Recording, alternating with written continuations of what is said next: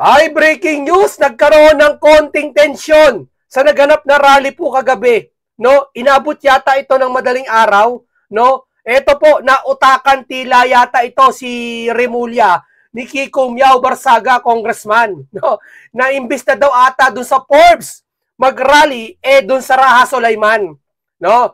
O ngayon, magbibigay po tayo reaction sa video na ito na maraming nagagalit sa kabila na nagginawa ng rally nila etong sila Kiko Barsaga, panawagan nila Kiko, BBM resign.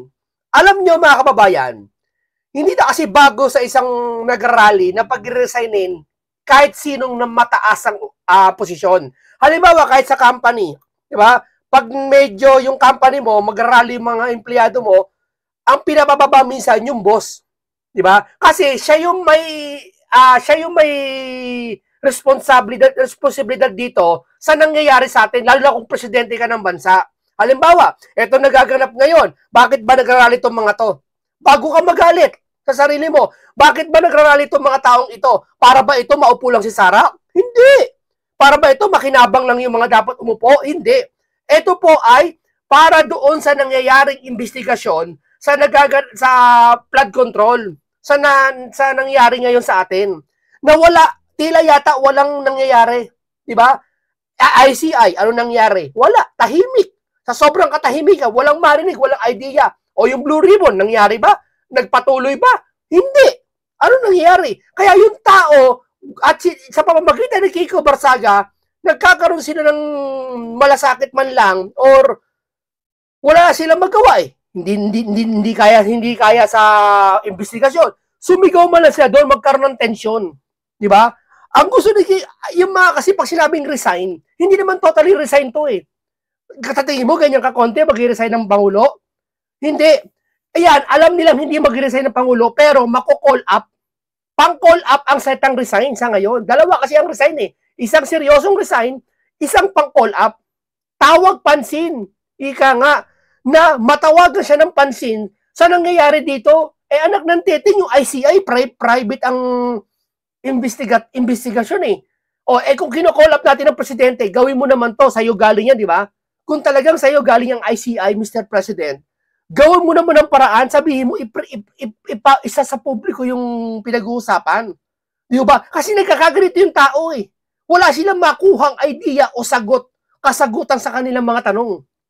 Nakuha nyo? O ngayon, katulad nito ni Manila, itong vlogger na to. Mabibigay tayo reaction sa kanya, tingnan mo isa siya sa mga nagagalit doon sa mga pulis. Ewan ko kung ano pinaglalaban niya, ha? Panoorin natin, ha? Ang gusto nilang gawin, pagkukain masama ang mga pulis. Gusto nilang gawin na kumbaga manggugulo sila, tapos palalabasin nila yung pulis yung mananakit o papatay o mag-aano sa kanila, tatarantado sa kanila. Pero gusto nila yun para magalit yung taong bayan. Pero huwag po kayong maniniwala.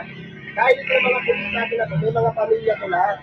Diba? Sino ba naman ang gusto ng kabuluhan? Sino ba naman ang gusto alas 10 ng gabi nandito sa Forbes Park? Diba? Sir, sasaway lang kita. Sabi niya, sino ba namang gusto dito na alas 10 ng gabi nasa Forbes Park?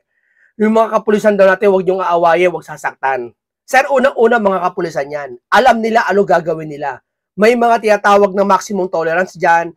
May mga, maganda yung sinuggest mo, maganda yung payo mo na huwag sasaktan. Agree ako dyan, parehas tayo dyan. Pinayo ko na rin sa mga nakaraan yan eh.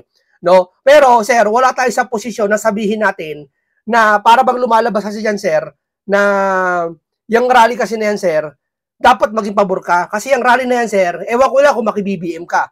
Kasi ako, kahit ako maki-BBM ako, at may nagra-rally na resign BBM, hindi ako magagalit eh. Bakit? Kasi alam ko, nauunawaan ko kung ba't nagra-rally ang mga yan. Dahil sa nangyayaring korupsyon. Hindi ko malaman sa'yo, sir, kung bakit nagagalit ka lang dun sa parte na kung saan BBM resign. Pero ba't di ka nagagalit yung mismong mga namiminuno na ngungurakot, kaya yan nandyan sa labas. Yun ang gusto ko ipaunawa sa'yo, sir. Pero walang masama siya sa ginawa mo, ha. Isinaway lang kita ng kaunti dyan. Yung mga pamilya to, mga to, yes. Kasama nila mga misis nila, mga anak nila, mga magulang nila, nandito pa ngayon. Tapos ang gusto nyo, malaki sa kanila. At ang gusto nyo, manakit sila pabalik para makikita sila. sila yung masama, sila yung hindi matipid, sila nanahimik lahat dito. Kaya ang panawagan ko na lang, kung basaga wala na tayo magagawa dyan, gano'n na talaga yung itak niya. Ay, yung magulang na hindi yan makontrol. Tabo, kahit si Kiko Barsaga daw, wala tayong magagawa ganyan ng utak niyan. Sir, kahit, sawayin kita ulit ha, si Kiko Barsaga, sir, kaya nandyan, ha, ewan ko lang kung ba't nandyan ka. Kasi inaasahan namin, pagpupunta dyan, sir, ipaglalaban yung tao na napinsala ng mga tao nangungurakot, na alam nyo bakit pinagbibintangan si Saldi, pati si Romualdez, sir. Ewan ko na lang, sir, kung ikaw ay sampalataya sa dalawa na yon. Pero tatabihin ko sa iyo, bakit, alam mo, ba't nagagalit yung, baka napaghuhulihan ka po, sir, eh. Alam mo bakit nagagalit yung mga taong bahay kay Romualdez, pati kay Saldi? Ha? Hindi naman dahil sa pinagbibintangan sila, eh. Unang-una, hindi sila makapagpaliwanag. Unang-una, hindi sila matawag ni Tito Soto, Senator Soto, at Senator Ping Lacson. Hindi siya matawag doon. Wala nangyayari sa investigasyon. Tatanungin kita, sir, karapat dapat ba yung mga tao naman ang sumigaw dyan na si Romualdez kalampagin, sir? Wala naman nangyaring gulo, eh. Wala nangyaring gulo, kaya huwag natin pangunahan. Saka mga pulis yan, sir. Alam ng mga pulis kung ano gagawin niya. Ito na lang panawagan ko sa mga mapapayaran na mag-rally dito. Parang awa nila. Huwag nilang subukang manakit. Huwag niyong gayahin yung nandun sa Menjola. Kasi mga magulang niyo yung kawawa. Diba? Ayaw nating maulit yung nangyari doon sa Menjola. Kung papayaran kayo, kung magrarally kayo dito, correct, okay lang. Sige, kumita kayo, may pera kayo. Pinarelease nyo lahat ng mga pulis na nandito. Okay lang yan. Kung yan ang trip nyo. Pero kung mananakit kayo, kung gagayahin nyo yung sa Menjola, diba? Makakalaban nyo yung taong bayan. Sir, huwag mo na pangunahan, huwag mo lagyan kung mangyayari. Abangan mo na, sir. Maganda na yung payo mo, pero huwag mo nang dagdagan masyado. Hindi ko maintindihan dito sa mga Duterte na to. Ang lakas-lakas na ni Sara Duterte. Kung magka-election ngayon, mananalo si Sara Duterte. Bakit kailangan manggulo pa? Bakit kailangan pababayin pa si Pangulong Bongbong Marcos? Sir, hindi para pababayin si Marcos dyan. Call up lang yan, sir. Sabi niya kasi, bakit kailangan pababayin si Marcos? Malakas naman si Sara Duterte at kung magkaroon daw ng eleksyon ngayong araw, mananalo si Sara Duterte. Correct naman tayo dyan. Pero, huwag mo sasabihin niya yan, pababa presidente porket nakarinig ka ng BBM resign. Hindi, sir. Minsan, sir, ginagamit ang mga resign, na salitang resign. O, iba, mag-resign ka na. Pang-call up yan, sir. Na alam nila hindi naman mangyayari. Ganyan ka konti, sir, pakikinggan, mag-resign. Hindi. Pang-call up lang yan, sir, na, eto, mag-resign. Ano ba dapat gawin? Mako-call up si BBM. Nangyari, hindi siya nako-call up, eh. Ang pakiramdam niya, siya pinapababa, eh. Hindi, ang gusto ng taong bayan, yung maging investigasyon naman, maging diretso. Ang layunin. Nalilihis, eh. Di ba, sir? Dapat maging kaisa ka, vlogger ka, sir, eh. Maging kaisa ka sa panawagan ni Kiko Barsaga. Hindi siguro sa resign, ha? O sige, para sa akin, mali yung resign. Pero yung ba't nandiyan sila, yung layunin nila kung ba't nandiyan sila, kalampagin yung dalawa. Bagay na hindi ginawa sa Senate na ayaw ipatawag, maliban kay Senator Rodante Marcoleta. Hindi na lang maghintay ng eleksyon. Diba? Sinisira nyo, eh. Ang lakas-lakas ni Sara Duterte, sinisira nyo. Mga pulis, pinaservisyon nyo. Gusto nyo saktan. Pag sila yung hindi nila patalit, sila kayo magtulungang masama. Ano ko ang ginagawa nyo, eh. Diba? So ang hiling ko lang talaga, ang hiling ko lang sa mga susugod dito, mamaya kasi alis na ako, eh. Nahanap na ako sa bahay. Huwag niyong sasaktan yung mga pulis natin. Huwag kayong magdadala, maghahagis ng kahit na anong pampasabog dyan o ano dyan. Diba? Dahil peke yung ginagawa niyo. Alam ng taong bayan pagbayad. Tignan mo, oh. Anong peke, sir? Sir, eto sir, ha? Sir, peki man yan o hindi, yung layunin yan, sir, dun sa dalawa, Romualdez at Saldi. Sir, hindi lang BBM resign yan, sir. Huwag mo sabihin peki. Ewan ko, peki ba sinabi niya? Di ba? Huwag, sir. Saka huwag puro pulis yan, sir. Puro pulis, eh. May katabi pa itong pulis, kaya nagaganyan. Para kang nagpaparinig sa pulis, eh. Parang yata sinasabi mo, eh. Ito mga pulis, pinagtatanggol ko kayo. Parang ganun, sir, eh. May katabi siguro siyang pulis, kaya pinaparinig niya. Siguro, haka ko, Huwag ganun, sir. Di ba? Hindi yan peki, sir. Siguro, sir, hindi ko alam kung ano pinaglalaban mo dyan. Kasi inaasahan ka namin bilang vlogger, eh. Kilala kang vlogger, alam namin. Di ba? Inaasahan ka namin na makikiisa ka. Hindi sa panawagang resign. Ha? Sa panawagan saan? Panagutin at kausapin Kung sino man ang dapat kausapin dyan, huwag nang panagutin eh. Kausapin na lang yung Romualdez pati si Saldi. Pagharap para paharapin sa publiko, doon sa Senate, hindi sa ICI kung saan nakatago o nakalihim yung mga sinasabi. Di ba tama ho, sir? Tama ba tayo, sir? Bayad para manggulo. Bayad para mag-riot. Wala nga pumupunta, oh. Sir, kaya hindi pupunta yan, sir. Hindi naman official yan, sir, eh. Panawagan call up lang yan, sir. Kasi gagawin araw-araw ata ni Kiko Barsaga yan. Sir, di ba? Usapan dito, wala naman. Hindi ko alam kung ano pinaglalaban ni sir, eh. Hindi ko alam, eh. Tamo kahit sa comment section, maraming nagagalit sa kanya. Yung iba siguro supporters mo, pabor sa'yo. Di ba? Pero marami nagagalit sa'yo kasi, sir, yung rally na yan, sir, para doon sa corruption, sir. Hindi para sa pababay na si BBM na ipalit si Sara. Hindi po, sir. Nasaan yung suporta mo, Kiko? Nasaan yung daan-daang libong followers mo? O puro keyboard warriors yung followers mo? Puro mga hanggang Facebook lang yung followers mo? O, at sa akin lang, yung babayaran nyo para mag-rally dito, huwag nyo saktan yung mga pulis natin. Sir, hindi lang pulis dapat, sir. Kung talagang gusto mo nang ayaw mo nang gusto matinong rally dyan, bilang nasa demokrasyang bansa tayo, sabi mo nga, hindi lang dapat mga pulis pinayaw mo, pati yung mga establishment dyan, yung magkakagulo, yung mga tao nagdadaan dyan, mga pang-call center ata dyan, madaling araw lumalabas dyan, dapat payuhin mo din, hindi yung mga pulis lang. Hindi ko alam kung ba't mo siya sabi yan, kung may katabi ka lang mga pulis. Siguro kung nagkataon, may mga katabi kang call center dyan, baka sabihan mo rin, baka iba rin sa time mo eh, huwag yung sasaktan ng mga call center. Hindi ko alam kung pinaparinig mo sa mga pulis yung sinasabi mo, o sinasabi mo yan, kaya dahil galit ka. Hindi ko alam, sir eh. Kasi hindi ko makunik eh, kung ano yung sinasabi mo, sir eh. Ang sa akin lang, sir, payo ko, ang ganda ng sinabi mo na yan. Pero yung iba sinaway ko, bakit?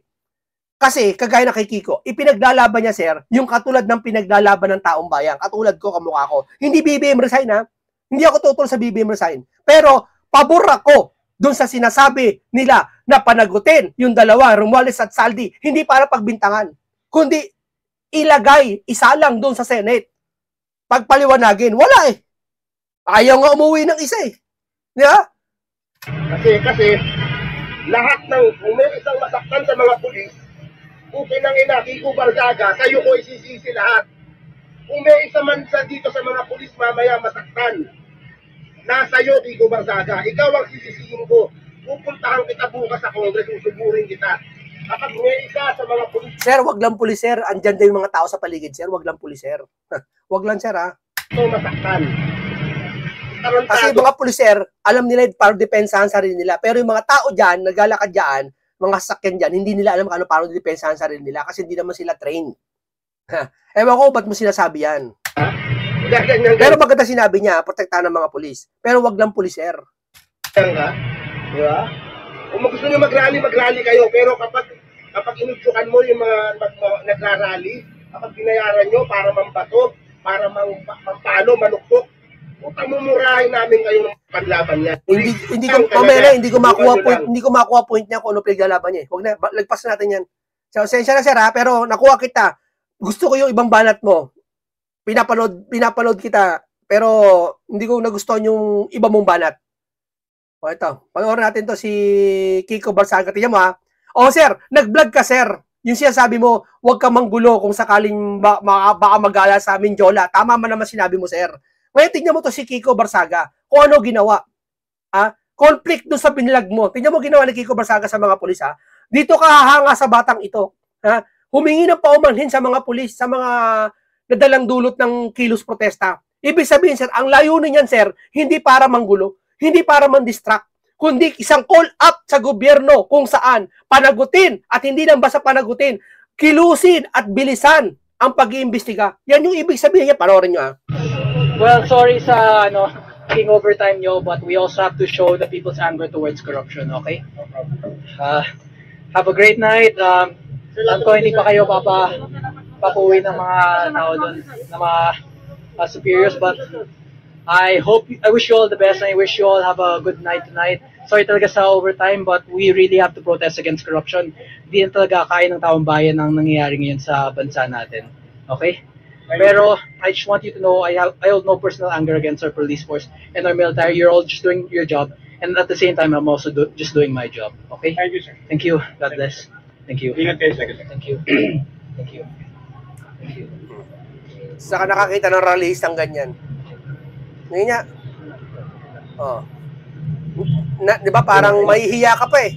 So, bigyan natin ng down sa gong. Bigyan natin ng down. Tingnan mo ha. Etong batang ito, mayaman na to. Dahil sa tatay niya. Di ba, inamin na nga niya, hindi ko alam kung totoo yung inamin niya, kung yung ba siya ay nagpapatawa lang. Isa siyang nepo baby, sabi niya. Hindi ko alam kung nagpapatawa siya o joke lang ba o punchline ba niya yun.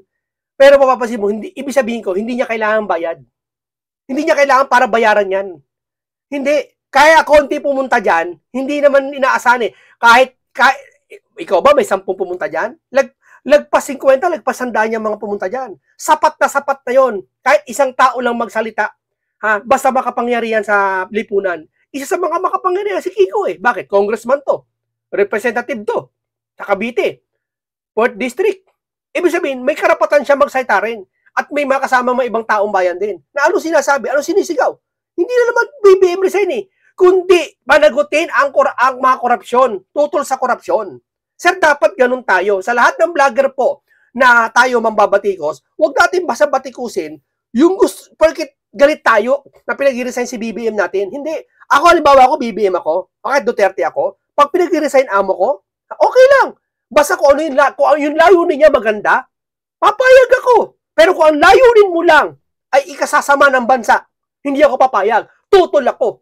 Pero kung ang layunin mo, kaya mo pinag-resign ng amo ko, uunawain kita dahil naiintindihan kita na maaring amo ko na si BBM mali. Parang ganoon eh. Di ba? O ito, panoorin natin to ha. Tingnan mo ha. Ito.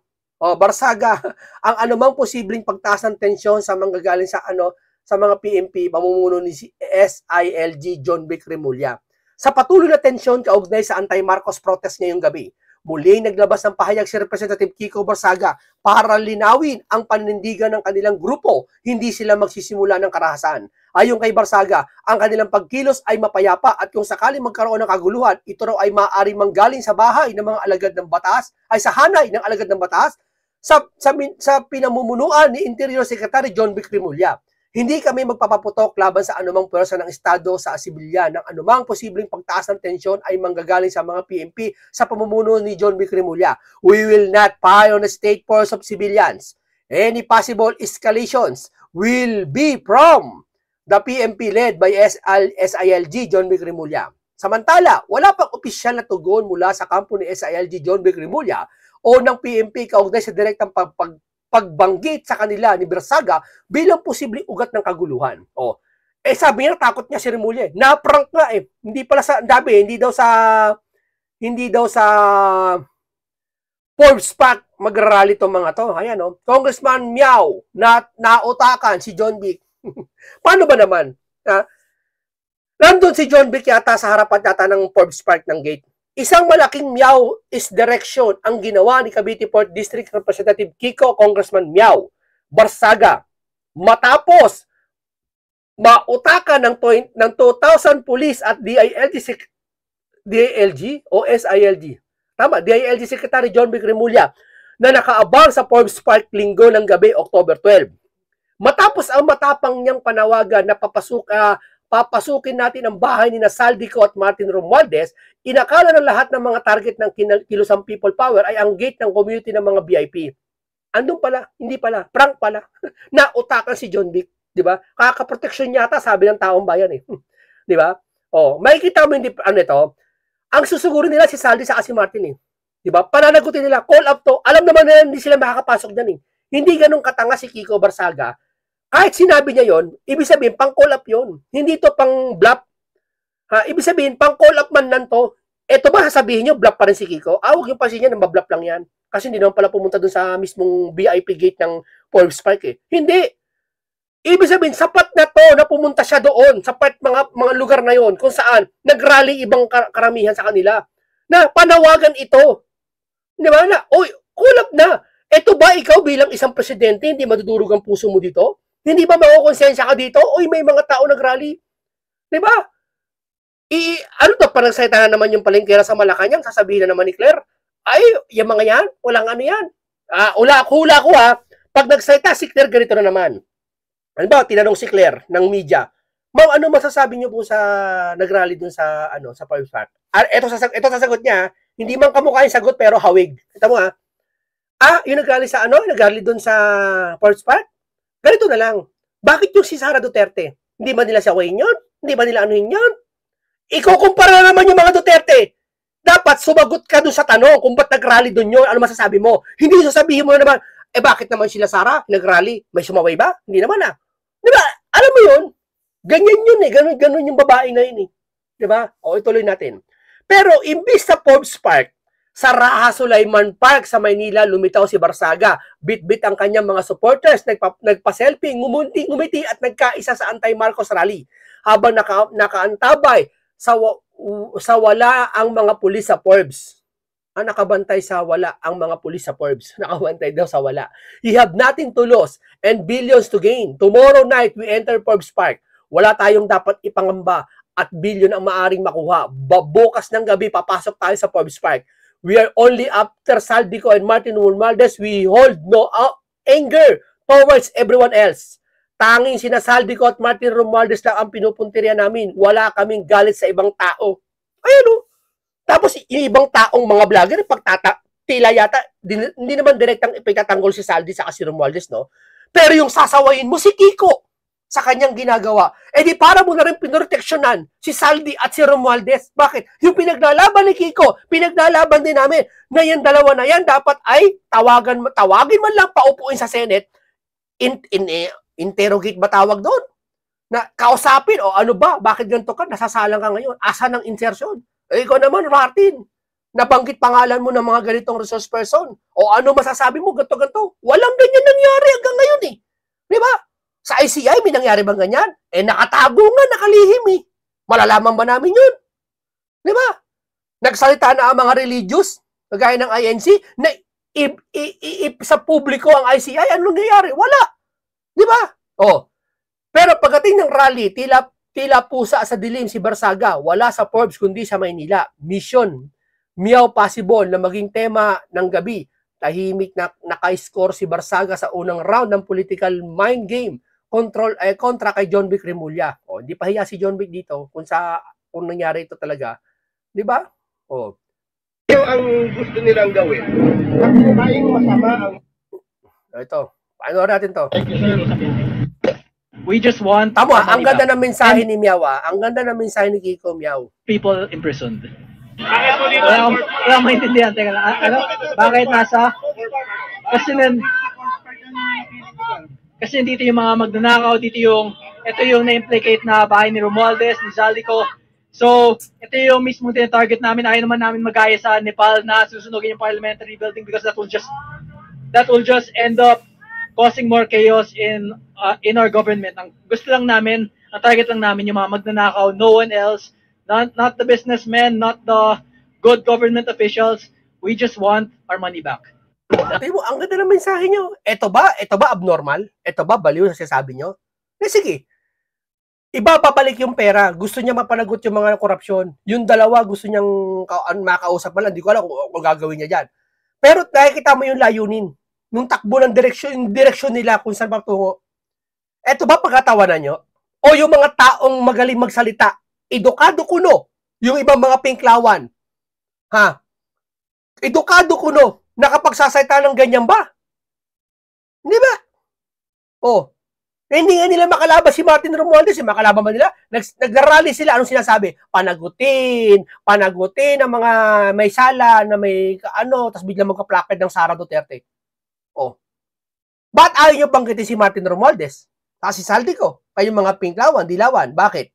Si Marcos nakaupo? Sinuka nila si Marcos noon pa mga dilawan Ngayon, kinakain nyo na si Marcos ngayon? Sinasamba nyo na? Hindi ba? Asan yung pinaglaban nyo? Wala na kayong pinaglaban nyo yun. Di ba? Kundi, baba Sara. Pakulong si Sara. Yun ang aking teorya. Yes, every day. Pero yung bukas, yung next day surprise, hindi ko sasabihin kung saan subdivision, hindi ko sasabihin kung ilan kami, hindi ko sasabihin kung anong oras. It's just surprise. And sila na bahala. If they want to protect kung gusto na protektahan yung mga magnanakaw dito at yung mga magnanakaw na nakatira sa mga mamahaling subdivision, sa mga private subdivision na mga 200, 300 million per lot or yung iba mga 1 billion per lot, then that's fine. That would be perfectly okay. But para sa akin lang, we have to protect the interests of the Filipino people over the interest of corrupt politicians. O, tamo ito sabihin ko sa inyo hindi nila alam kung hindi alam ng mga taong bayan kung ito sinabi ni Kiko kung saan sila mag-rally ngayon, di ba? Pero sa susunod na mag-rally sila, hindi na sasabihin ni Kiko kung saan. So marami sa Pilipinas, sa Quezon City, sa Port, marami sa Pilipinas na mayayamang subdivision. Di ba? Isa dyan sa mga Muntinlupa. Isipin mo, magataka ka, magkano yung binanggit na lote? 200 million to 1 billion lot. Lote pa lang 600 million. Sabi nga ni nung isang vlogger na Pilantopi na si Francis Leo Marcos, di ba binukong niya doon sa may Green Meadow yata. Ewan ko totoo yun Ang sabi, hindi ka makakabili ng lupa doon kung may pera kang 600 million. Kailangan may bilyon-bilyon ka sa bangko. Kasi lupa pa lang doon, 700 to 5 million na. O kung may 500 million ka, bibili ka ng lupa doon, ubos na pera mo, lupa pa lang. Diba? Dapat bilyon ka. Ang nakapagtataka, sa ibang mamahaling subdivision, ang nakatira politiko. Tapos titignan mo yung politiko, ang negosyo, maliit na kantin lang, isang franchise ng convenience store lang, ng isang fast food, hindi sasapat doon sa kanyang pamumuhay. Doon sa kanyang bahay. Diba? Mga taka ka Okay lang sana katulad nila Vic Soto. Ayan, nakatira sa mga mamahaling subdivision. Pwede yan. Bakit? Talagang talent niyan, talagang milyon-milyon. Pinaghirapan nila yan, mga nakaraang pa. Talaga nakaipon ng bilyon yan, may mga negosyo. Pero mga taka sa mga politikong ito, nakatira sa mamahaling subdivision, wala ka makikita ang negosyo iba. Pero may pera. Saan ang galing? Wala namang pinamanang magulang. Diba? Sige nga. Ayan ang nakikita. Ayan ang realidad. Alam ba ito ng mga namiminuno sa atin? Alam ba ito? Itong sitwasyon ito? Yes, every day. For the past, ever since Marcos sat down and Romualdez became speaker, lahat ng ito, this has only been getting worse and worse. At hindi natin pwedeng hayaan lang ito. At some point, we have to say it has to stop. Also, sorry din sa lahat ng mga police at sa lahat ng mga security agencies. Ang dami-dami nila na nag-overtime ngayon, thousands. Pero kailangan talaga ito ng bansa natin. If we do not show, not just the local community, but the international community, that there is chaos and there is corruption within our system, then there will be no change. Hindi natin pwedeng ulit-ulitin lang yung mga nangyari for the past few years, for the past, ever since Marcos sat down and Romualdez became speaker, lahat ng ito, this has only been getting worse and worse. At hindi natin pwedeng hayaan lang ito. At some point, we have to say it has to stop. Tamo ayaw niyang mangyari pa ulit-ulit na walang nangyayari. Kaya kinikilos na niya. Kasi anong nangyari mo? Sa Blue Ribbon, tinanggal. Ulitin ko ulit si Marcoleta tinanggal. Wala ng Blue Ribbon, walang komite. Anong nangyayari? ICI nakatago, nakalihim yung Pag ito, kaya yung mga politiko, hindi natatakot mangurakot dahil walang EP na nararamdaman. Hindi ho ba? Walang threat na nararamdaman sa kanila na bayan mag-rally. Walang ganun. Hindi ka sa pangunguna ni Kiko Barsaga, ipinapaunawa niya sa lahat na sa pamamagitan niyan, hindi na maulit yung mga pangungurakot. Diba? May pagmamalasakit siya, ibig sabihin. Tapos sabihin mo, bayad. Maaring bayad to? Diba? Nasisiraan ka na ba? Hindi ho ba? Yun, maraming salamat po sa inyo. Ito po ay edukasyon. Marami kang matututunan. Marami kang makalalaman na kakaiba. Dito mo mauunawaan sa ating programa na talagang ihahayag natin ang mga behind the scene. Diba? Wag makalimutan mag-subscribe para lagi kayo updated sa ating mga ipinapalabas at makarinig kayo ng mga ikatututo nyo. No? Hindi yung mga basa-basa dyan nagre-react lang. Diba? Walang malasakit, walang puso, walang sustansya ang sinasabi. Salamat po ng marami sa inyong lahat. Mabuhay lahat kayo.